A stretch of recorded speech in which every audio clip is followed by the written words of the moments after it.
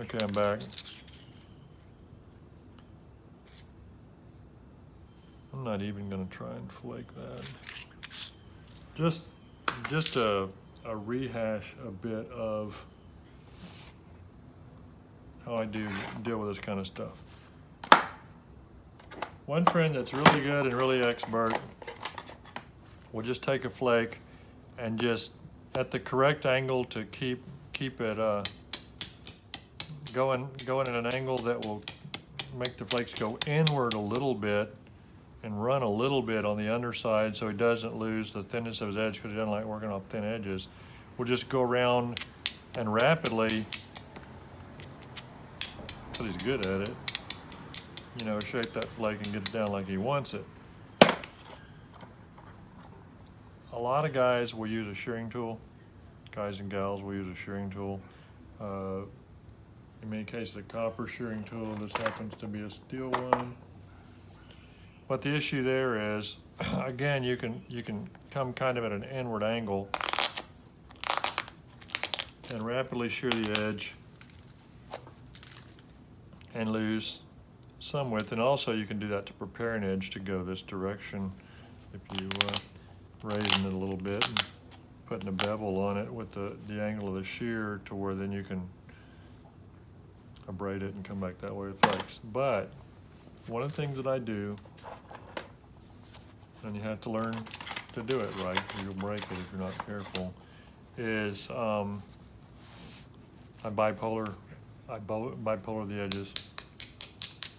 I just go along like this.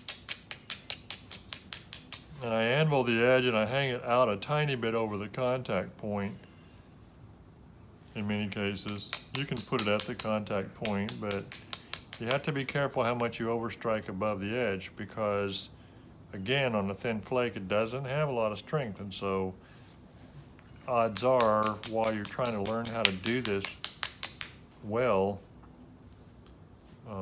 you'll snap a few pieces. And it tends to snap, obviously, in the direction, if it's bowed at all, it tends to snap outward from the bow because that's the way it's the least strong. Of course, when you do this, you're raising the edge as well as coming in. So I'm raising the edge here, even whether I want to or not. So you have to alternate as you're coming in. The thicker, you have to be careful in a way with your angles and stuff. The thicker you get the edge, the more likely you are to break it when you try and get that thickness off. So as you're coming in, don't strengthen your edge too much for this work. You can also do this with a bopper, with one of these little, I like the little solids.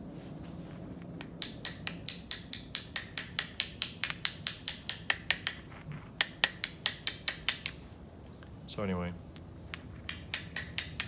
so basically you bring, with most flakes, you're going to lose a lot of either the width or the length, trying to get down to an area where all the concavities and stuff aren't relevant because you get enough thickness to where you can ignore those surface contours and undercut them to get rid of them to try and establish your biconvexity.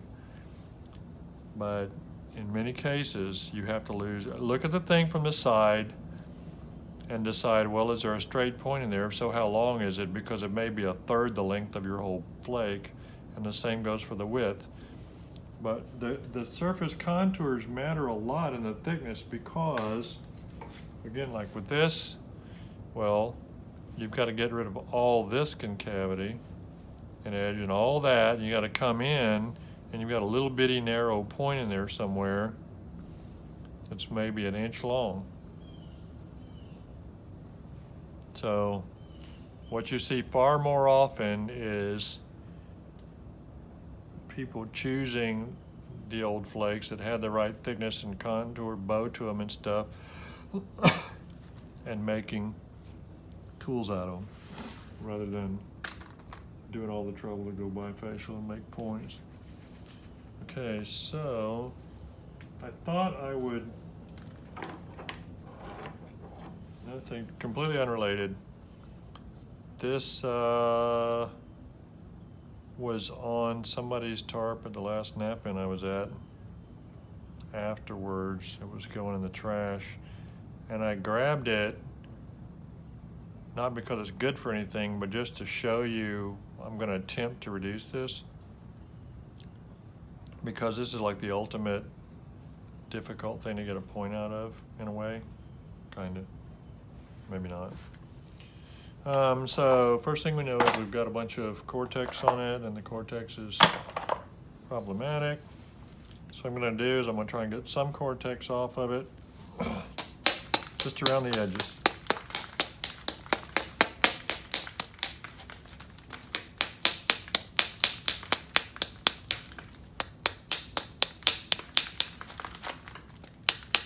And I'm going to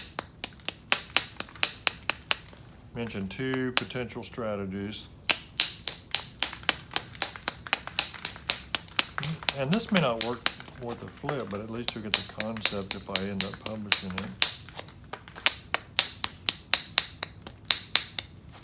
I make more videos for y'all than you realize. I just don't publish most of them because I watch them later and I like, oh, that's just beyond horrible. Not usually the snapping, it's just generally speaking. Okay. So the reason I did this is not because I'm working towards any particular goal with what I've done so far. But if you get a little bit of the cortex off, it does allow you to strike more vigorously with a degree of confidence that it's going to work. Because here's the deal.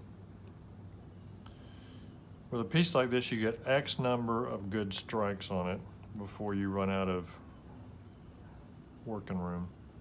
So you have to be super aggressive.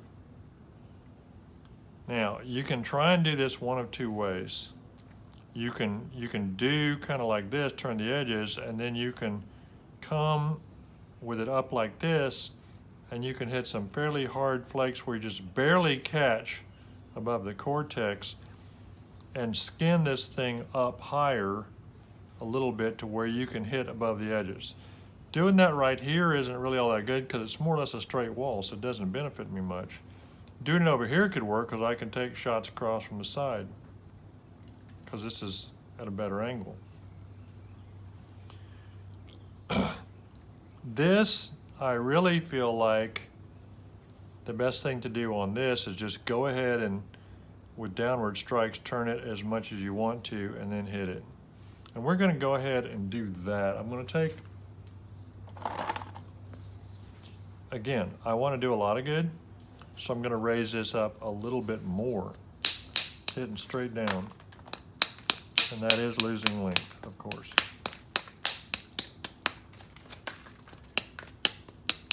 I'm going to call that enough.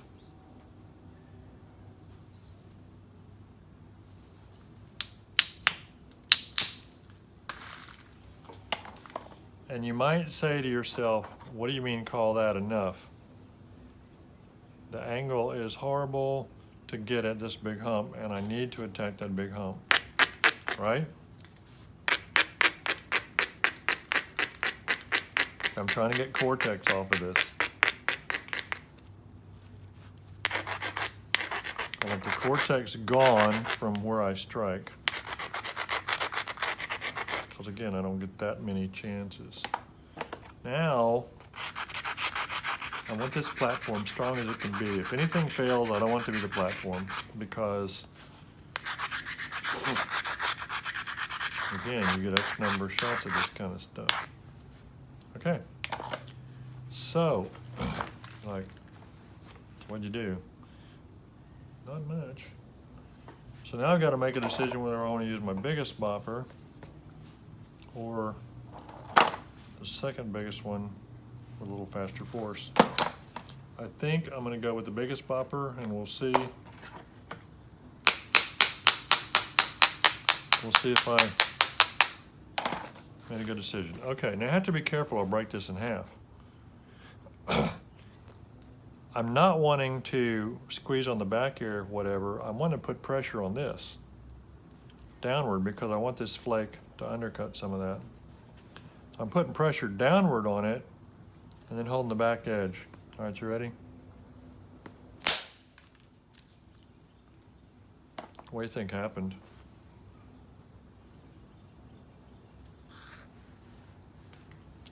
That's what happened. And you can see it ran low pretty good. Okay, so now I've created two ridges, one there, one there. So now I'm going in the center of this and getting rid of those knife edges because they don't help me.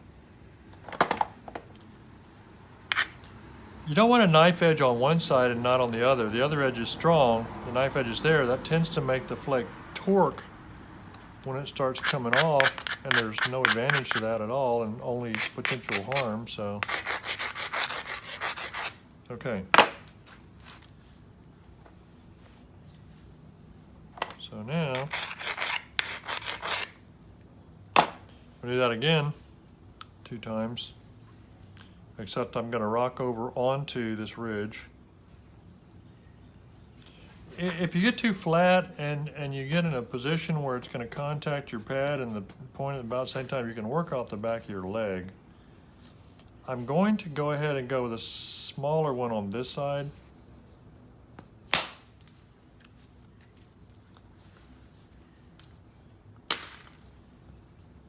Trying to sink it more. I didn't get real far with that, but I am sinking it.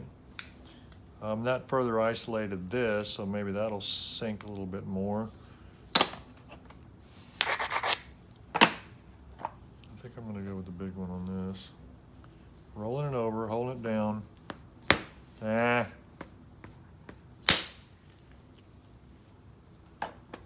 just trying to do as much good as I possibly can, okay?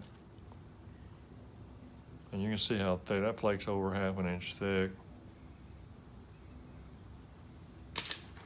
Trying to really sink this.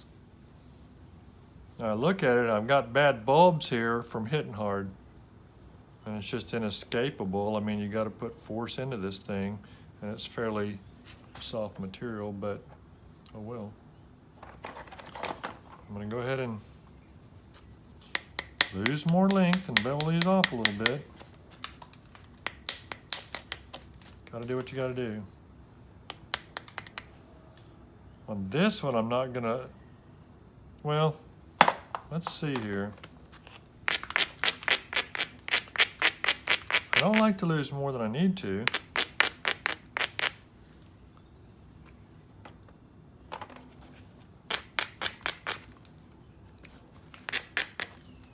Way too thin. But I've got a platform here, so I can hit that again if I want. I've got a platform there that I can hit, although this is pretty sketchy right here. There's a little, I need to be showing you more than, there's a little area on that delta from that previous flake that's sketchy, but I could try and run a flake along there. That becomes a judgment call as to whether you lose another 1/2 inch, bevel that off and get into better meat and hit along there at a better angle, or whether you try and just hold your mouth right and really hope that you're lucky or good or something.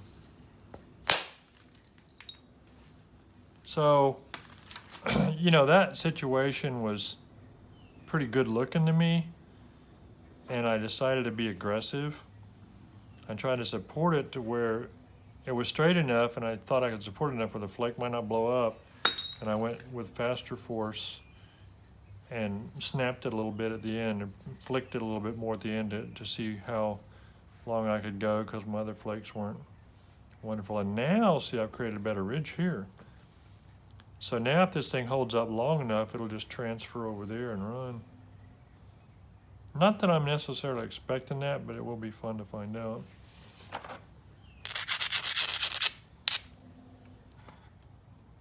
That's the concept. Let's see what happens.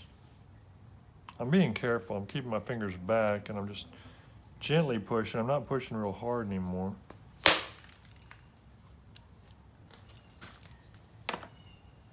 There's my platform broke. See, it broke right where I told you. Looks sketchy, but the leather on it just made it run an overshot. And now this, okay, look, folks.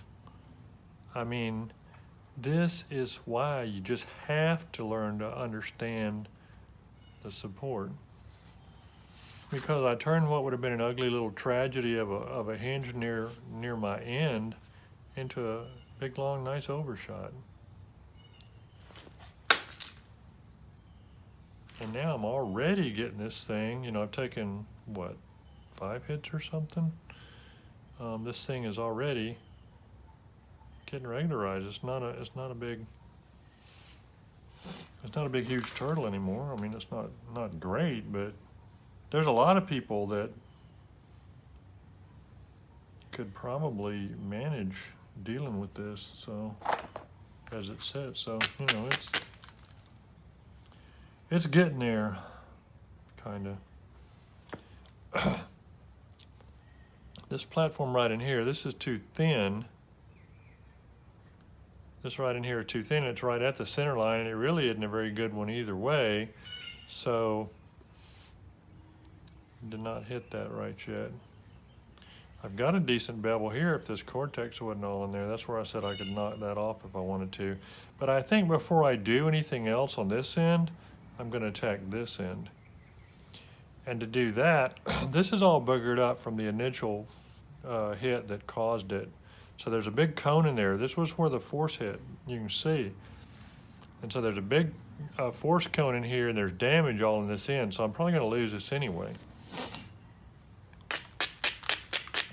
So what I want to try and do with this is I want to attack it from the side and see if I can get me a bevel.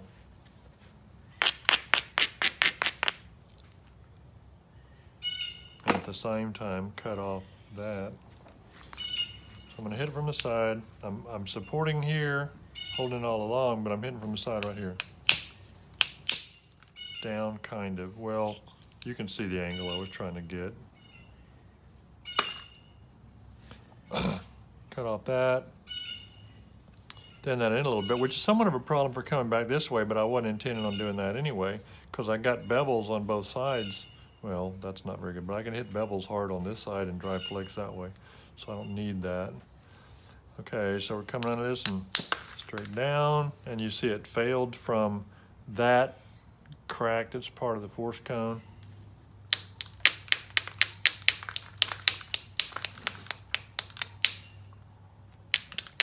I was going to try and be funnier today, but oh well. Sometimes it's hard for me to think and be funny at the same time. It's cold for here. It's way below 70. Okay, so, boy, that's ugly.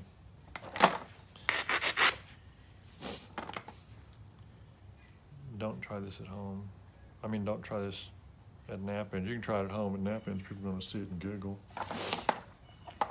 All right, so everything's wrong, and being me, I'm going to hit it anyway.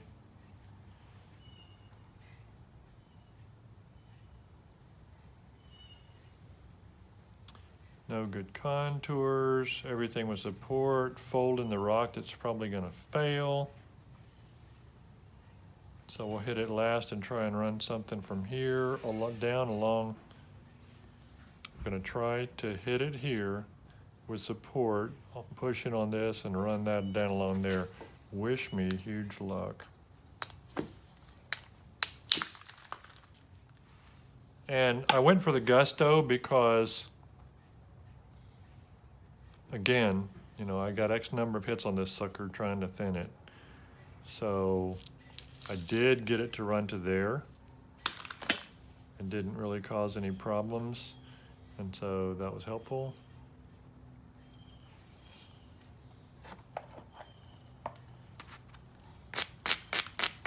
Of course, I'm not leaving myself anything good to hit, but that's another issue, because this end's just torn up. It's not my fault, but it is my problem. Okay.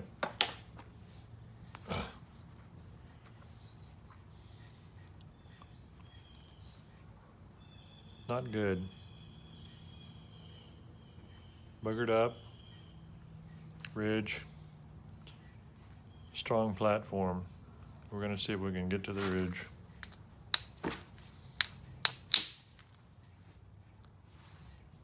And again, I hit it harder than I would have liked, but gotta do what you gotta do. And I'm not squeezing too hard there. You're like, well, it only ran there. Yeah, but I know, but I'm hitting on the end, and if I squeeze too hard here, I'm probably gonna be holding two pieces.